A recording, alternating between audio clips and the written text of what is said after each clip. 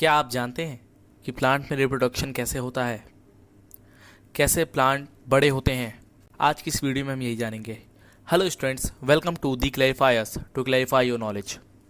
Reproduction Reproduction is producing new organisms of their own kind. It is one of the most important characteristics of all living beings. It multiplies the number of individuals of populations and ensures the continuity of life. Means reproduction is producing new organism of their own kind. Reproduction जो होता है अलग अलग तरीके से होता है, ठीक है, और वो हर लिविंग बीइंग का अलग अलग होता है, ठीक है। It is the one of the most important characteristic of all living beings. ये सबसे ज़्यादा इंपॉर्टेंट कैरेक्टरिस्टिक है एक लिविंग बीइंग की। It multiplies the number of individual, मतलब कि वो जनरेशन आगे बढ़ाती है, ठीक है, और कंटिन्यूटी ऑफ लाइफ को आगे बढ़ती है। Modes of reproduction plant exhibit two modes of reproduction, namely asexual and sexual. In addition, some plants multiply by vegetative propagation. Asexual reproduction, the mode of reproduction in which a single organism divides and produces two or more individual is called asexual reproduction.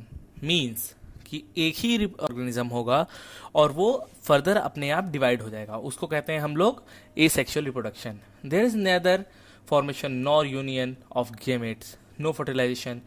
The individuals are genetically identical to parent and also to each other. These genetically identical individuals are called clone. Means ना ये बनते हैं और ये ना ये unite होते हैं और फर्टिलाइजेशन करते हैं, ठीक है, और ये मतलब कि अलग अलग अपने आप ही एक पेरेंट के शेप की तरह ही मतलब कि होते हैं, पेरेंट से मिलते जुलते, और इसको हम लोग कहते हैं clone. Types of asexual reproduction. Common forms of asexual reproduction are binary fusion, budding, fragmentation, spore formation, and sporulation. Binary fission. In binary fission, an individual divides into two identical to get daughter cells. In this process, first nucleus divides into two followed by the division of the cell forming two identical daughter cells. Binary fission is common in bacteria, unicellular algae and fungi. Means आप यहाँ figure में देख सकते हैं, parent cell है, parent cell से अपने आप ये धीरे धीरे बड़ी होगी और उसके बाद फिर वो डिवाइड हो जाएगी, ठीक है, और डिवाइड होने के बाद फिर वो अलग से अपना और बड़ी बन जाएगी, ठीक है, और ये प्रोसेस चलता रहता है। इसी को हम लोग कहते हैं बाइनरी फिजन। बडिंग के बारे में हम लोग जान लेते हैं। In budding a daughter individual arises on the parent organisms as a small bud like outgrowth. The bud grows detach from the parent cell and forms a new individual. Means कि एक पेरेंट सेल रहेगा, वो parent cell के अंदर ही एक मतलब कि daughter cell बन जाएगी और उसके बाद फिर वो धीरे धीरे अपना एक न्यू सेल फॉर्म कर लेगी, चेन एक बना लेगी। उसी को हम लोग कहते हैं budding. Budding is found in yeast. Here, newly formed daughter cells do not separate from the parent cell and form long chains of cells. Fragmentation is commonly found in green algae like Spirogyra. Their filaments may break into two or more fragments, and each fragment grows into a new individual. It is also seen in bryophytes, mosses, and liverworts. Means fragmentation में क्या होता है कि एक पूरा आपका green algae होता है और वो फर्दर डिवाइड हो जाता है, ठीक है, मींस ब्रेक होता है, उसके बाद वो डिवाइड हो जाता है। जैसे एक पूरा आप पिक्चर में देख सकते हो, यहाँ पे एक ग्रीन एल्गी है और वो आप देखते हो ब्रेक होके वो दो अलग एल्गी बन जाते हैं, ठीक है, इसी को कहते हैं हम लोग fragmentation. Spore formation. Spores are tiny, thick-walled, resistant asexual reproductive bodies. They are produced under unfavorable conditions. They develop in a structure called spirogyrum. ठीक है, Machospores are released by the rupture of sporangia, keep floating in the air and are carried away.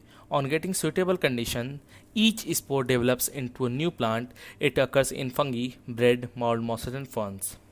जो आप bread के ऊपर कभी कभी देखते हो कि कोई फंगी लग जाता है, बहुत दिन रोटी आप रख दो ऐसे ही, तो उसके ऊपर आप देखोगे कि वहाँ पे कुछ फंगस लग जाते हैं इस तरीके से, यही चीज़ होती है स्पोर फॉर्मेशन, ठीक है। अब आगे बढ़ जाते हैं हम लोग vegetative progression in plants only.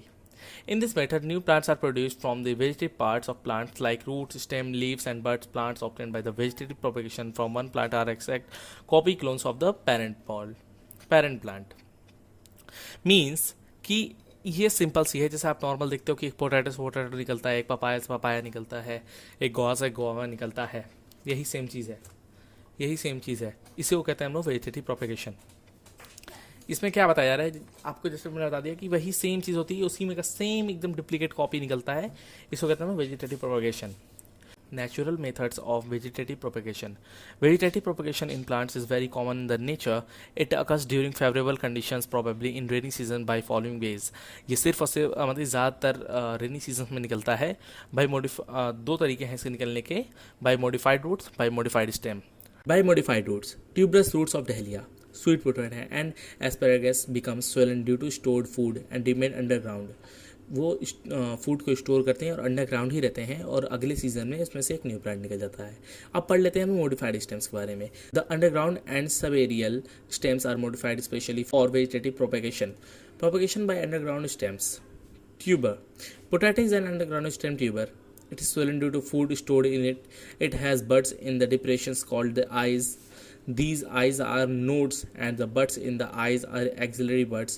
These buds give rise to new aerial shoots. Means tuber वो होता है, जैसे आप पोटैटो है, ये एक अंडरग्राउंड स्टेम है, जैसे ये फूड स्टोर करता है तो धीरे धीरे बड़ा होता है और एक न्यू पोटैटो इसमें से हो जाता है अपने आप.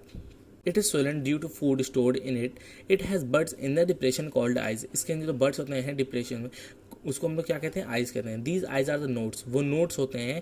And the buds in the eyes are axillary buds. जो buds होते हैं उसके eyes में, जो पोटैटो में buds होते हैं पोटैटो के eyes में, उसको कहते हैं axillary buds. These buds give rise to new, मतलब कि एक नए आलू को जन्म देती है. ठीक है, सीधी बात में कहें तो नए आलू को जन्म देती है. अब हम लोग आगे पढ़ जाते हैं. बल्ब वो लाइट का बल्ब नहीं है, अलग बल्ब है. It is a very short disc shaped underground stem. ये छोटी सी डिस्क शेप अंडरग्राउंड स्टेम होती है, जैसे अनियन की हो गई. It bears fleshy scale leaves that stored food. Means the disc like stem also bears terminal and axillary buds. The axillary buds grow into new green aerial shoots that from new plants. Means ये बहुत छोटी सी disc shape underground stem होती है, और जैसे onion ये leaves में, जैसे लीव्स में अपने फूड को स्टोर करती है.